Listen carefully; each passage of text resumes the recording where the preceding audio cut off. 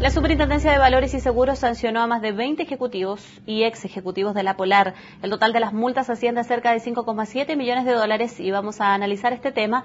Vamos a hablar, y está con nosotros ya el abogado de la Fundación Chile Ciudadano, Tomás Fabres, quien además representa un poco la opinión también de los afectados por las repactaciones. Tomás, gracias por estar con nosotros. Muchas gracias por la invitación. Bueno, la pregunta general primero es la percepción que se genera a partir de la decisión que entrega la Superintendencia de Valores y Seguros.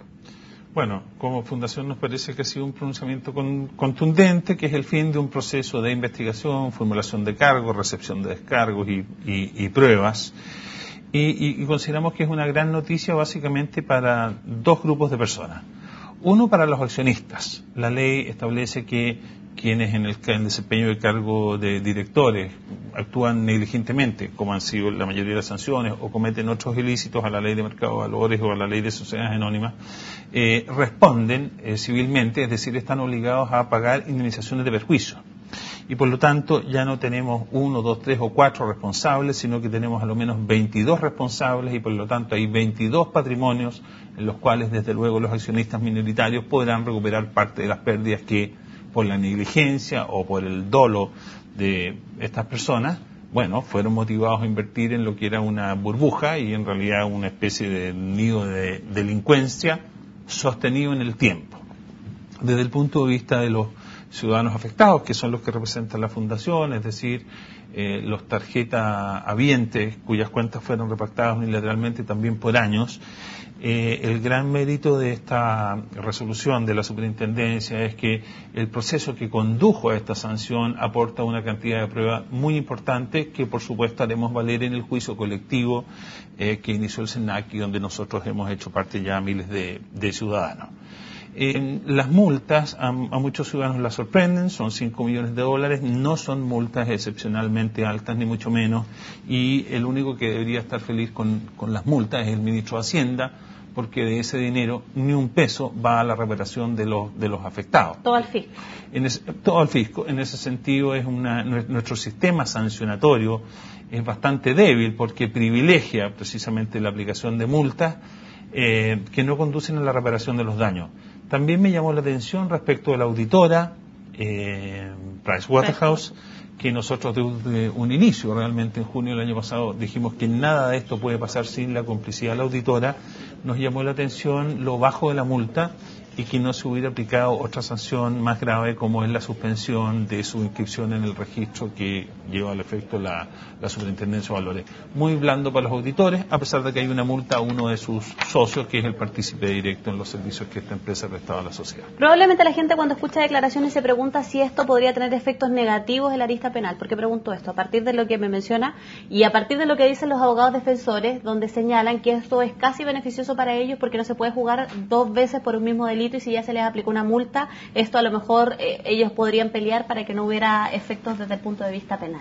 Bueno, yo una afirmación de esa naturaleza la atribuyo más bien al desconocimiento de la ley, porque tanto la ley de sociedades anónimas como la ley de mercado de valores establecen que esta sanción administrativa es plenamente compatible con las sanciones penales. En realidad tienden a penalizar un aspecto distinto de la infracción cometida, así que la sanción administrativa es plenamente compatible con la sanción penal.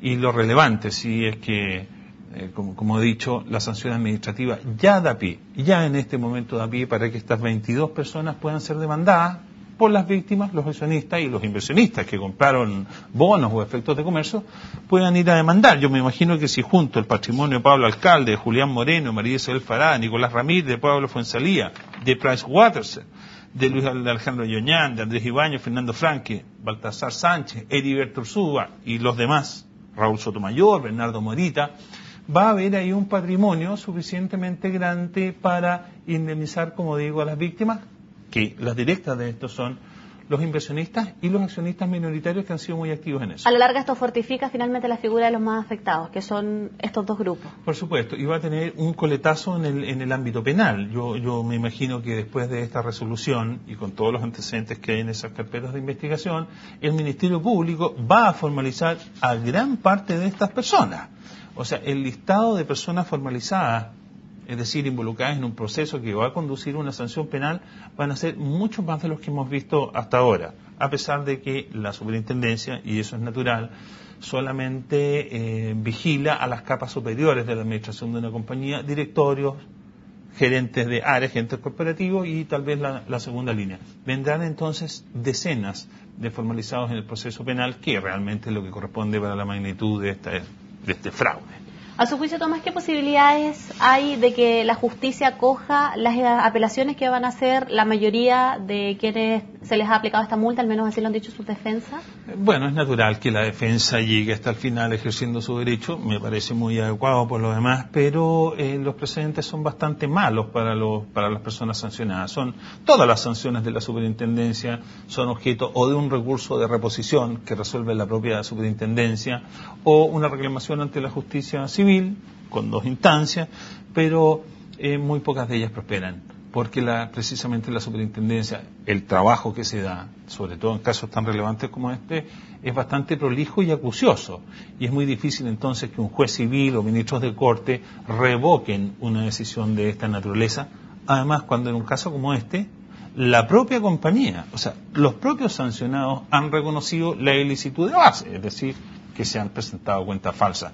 El actual presidente del directorio, don César Barros, dijo a los medios que nunca en su vida había visto una cosa de esta magnitud y dijo además que la compañía había perdido $100 millones durante los últimos 10 años, precisamente en base a este engaño de los estados financieros que tiene como base la retractación de las cuentas de los clientes.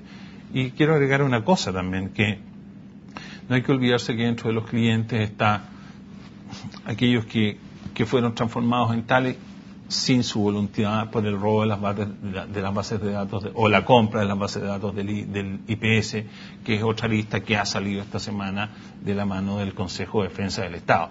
Es decir, aquí son muchos los ilícitos, muchos los partícipes, todos concurrentes a un mismo fin. Es decir, estafar al ciudadano modesto que no tiene una capacidad o una formación para entender su situación, es decir, una explotación de la ignorancia ajena con fin de lucro, y una simulación del estado financiero de la compañía, cosa de captar recursos del público, entre ellos las AFP, todos los chilenos. Es realmente, o sea, quiero decir que aquí hay mucha inteligencia aplicada con fines maléficos, por decirlo de alguna manera. Sí, claro, y son varias las aristas y por supuesto nosotros vamos a seguir atentamente. Tomás, quiero agradecerle por haber estado con nosotros, un gusto. Muchas gracias a usted. Y nosotros seguimos con más informaciones una vez que volvamos de este corte.